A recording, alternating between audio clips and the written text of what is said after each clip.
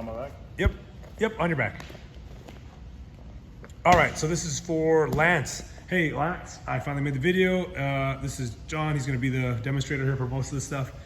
And so back problems in jiu-jitsu. Disclaimer, people, I'm not a doctor. I'm not a physical therapist. I have no education.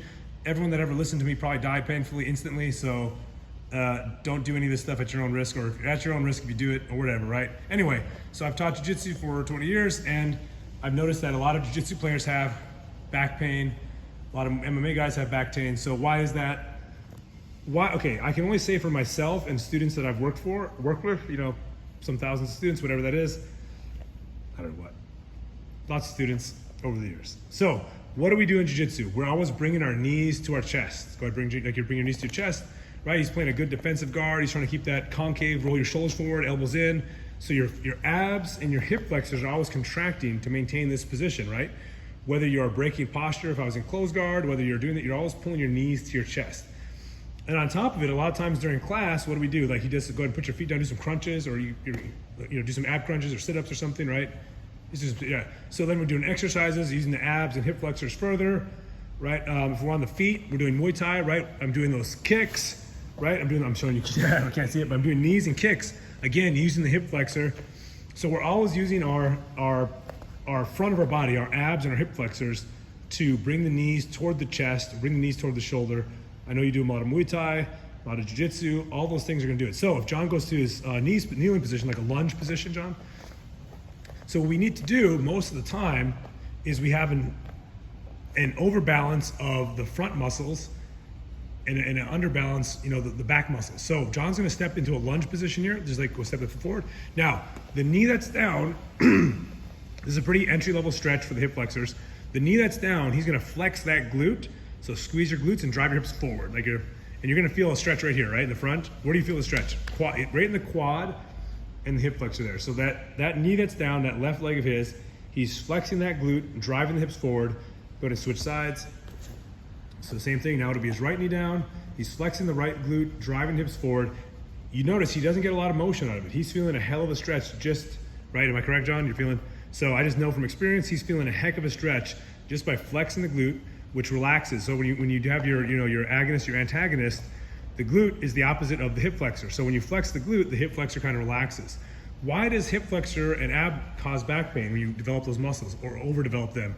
Well, because the hip flexor comes in here, oh, there it is, here, and it actually attaches on the back of the spine. And if you think about it, so you're doing practice, you go ahead and do some sit-ups again or something, right? So you're doing practice, you're doing sit-ups, you're playing guard, you bring your knees to your chest, being a ball, right? You're always doing this kind of motion. You're pulling your knees to your chest, doing sit-ups, ab work. And then what do? We get in our car, right? We get home, let's say like you sit in this chair, okay? So John goes ahead now. As soon as we leave practice, we don't stretch those abs. We don't stretch those hip flexors. People tend to do what? They tend to stretch their back and their hamstrings. So now all those things are called spinal flexion. So now like you're driving your car, bring your knees up, like you're holding the steering wheel, you kind of lean forward, you probably slouch a little bit, right? Yeah. So now, right, you finish practice, maybe you stretch your back and your hamstrings, but you don't stretch your hip flexors and your abs. So now you drive, now you go home. Are you cramping? No, okay. I was just doing the thing. Okay, so now he's driving the steering wheel here, and then you drive home in this tight abs, tight hip flexors, and you're kind of cooling down in this tight position. And then maybe if you work at a desk, you're sitting in this position more, something like it. You know, whether you have good posture or not, you're still in position, right? Kelly Starrett's got some books about how to improve your posture there, but Supple Leopard and things like that. Those are good, but even still, like we have to do something to really stretch those hip flexors and strengthen the back. So a couple things, if he goes in the prone position on your stomach, so from the prone, he can reach his arms over his head, or he can, or just put them on his side and just do like a reverse sit-up. Just lift your back up the ground, like lift your chest up the ground. So there you go, just lift your chest up, arch your back, and then go back down. So you could do something here, for example, go keep doing that, like repetitions, there you go, boom. So he's really trying to arch his back off the ground, flex your glutes and lift your thighs off the ground if you can, right? Now you can do like a Superman, like your Superman, John, over arms overhead, and the same thing. Now he's arching his back, go ahead, arch it off the ground, and go back down. And then arch it up. So you really want to develop, and you can see John needs a lot of work in this position, but that's fine. He doesn't mind to demo hopefully, but we're trying to develop these lower back muscles. And you can go on many good YouTube channels and develop, if you roll back over, John, just say a bridging exercise, just this on his shoulders, bridging the hips up. So we have bridges here, right? So I'll show you guys a couple good ones. Just going down, bridging up, and just doing this. And then really, when you bridge up, really arch your back, like shoulders back, right? Arch your back, like really try to expand your chest to the ceiling. So trying to get that spinal extension, right? Trying to get some spinal extension in. Now, here's a couple really secret, super money ones that I do that not everyone does that I find helpful. Go to your side where your knee's in the ground and your foot's still planted. Now freeze right there, just like this. So I'm gonna adjust this position here, right there. So he's sideways now, and I want you to arch your back into a C now. Arch. Here, thrust the, yes. So here, so this is a good position. You can see how his body's in that spinal extension versus spinal flexion. So go to the other side, other knee on the ground. So you go here, now arch here. So look, he's making his body. Now he doesn't have a lot of extension, so he's got to work on that. But if you have the Swiss ball, we'll grab it out in a second, you can really arch the back here. So you're trying to get some contraction. Do you feel a burning here, John? Do you feel like really arch your back here, really try to arch and flex these muscles. So he should feel, do you feel anything tightening down here? Like right here. Yeah, so right there in his lower back. So so what happens is when he's working those muscles, so just 10 seconds, you go back to the middle like a standard bridge. So you have standard bridge in the middle, up in the middle, arch in the back, right? Go back down, go to the side now towards me, arch in the back here, creating that arch with your spine. And these things can really help to develop some of that lower back muscles. There's plenty of good YouTubers, knees over toes. Those guys have lots of good exercises as you progress to do better and better back exercises. The bridge is a good one here. If you're really early on and your back's really jacked up, you may have to start with almost no weight or resistance. So here's a Swiss ball. So John's gonna sit in that Swiss ball. Go ahead and grab it there, sorry. And now just lay your back in it and arch your back over this. So watch this. Now you saw the voluntary spinal extension he could get. So really try to arch. Use your hands for balance and really try to reach your hands back there, John. And try to just get as much arch in your back as you can. Right? But yeah, right there. And really, so here, you can see his spinal mobility. He's got a lot of flexion, which means he can bring his knees to his face, but he has very little extension. So again, the more flexion you have, it's kind of a very basic concept that you want your body somewhat kind of sort of balanced for health. Of course, as athletes, we create imbalance because we have certain things that we need to do well, like kick someone in the face, like retain our guard, like do a triangle choke or something, right? So there's things we want to do, but then what's gonna help us is to work those muscles that we don't work so we don't have our back pain all the time. So again, I'm not a doctor, I'm not a therapist. Don't do this, you'll probably break your back instantly and die of pain. However, what I've found is that doing more extension work and stretching of the hip flexors and abs. Here, John, you take this and I'm gonna demonstrate here. I'm gonna go against that wall. Go ahead, keep it going. It's rolling, right? All right. Can you see me? Okay, now. Okay, so we don't have, this is a little more advanced. I had John demonstrate the here.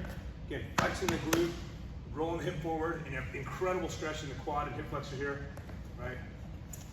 Here, right, stretching here. You can also work into those lunging positions, like a yoga position here, keeping your posture a little bit. So I'm stretching the hip flexor here, right? I'll show that from the other side.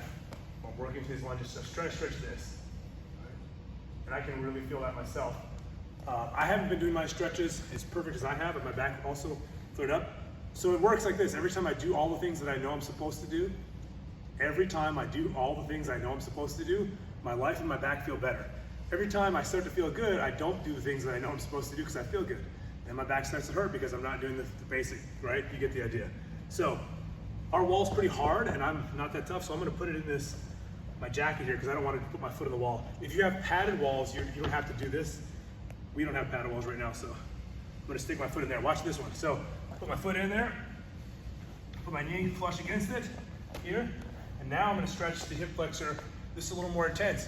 The target here, it's got this from Knees Over Toes. God bless you, Ben Patrick. Knees Over Toes is a saint, great guy. I'm trying to put my shoulders to the wall, right? So you can see they're quite a ways off. I haven't been my due diligence. Again, I have students start off like this. Like they're just like this, barely can get into position. But our target is to have our back, right, flush against the wall. So I'm not there yet. There's a good stretch you can do. So you notice all the stretches are in the front of the body here. My hip flexors, my abs. All right, I'll switch legs, because it feels good to me. I've been a little beat up lately too.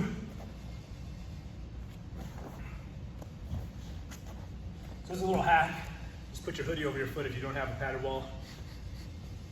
Here, pushing back. I'm pushing up this, trying to get my back towards the wall, stretching the front here, hip flexor.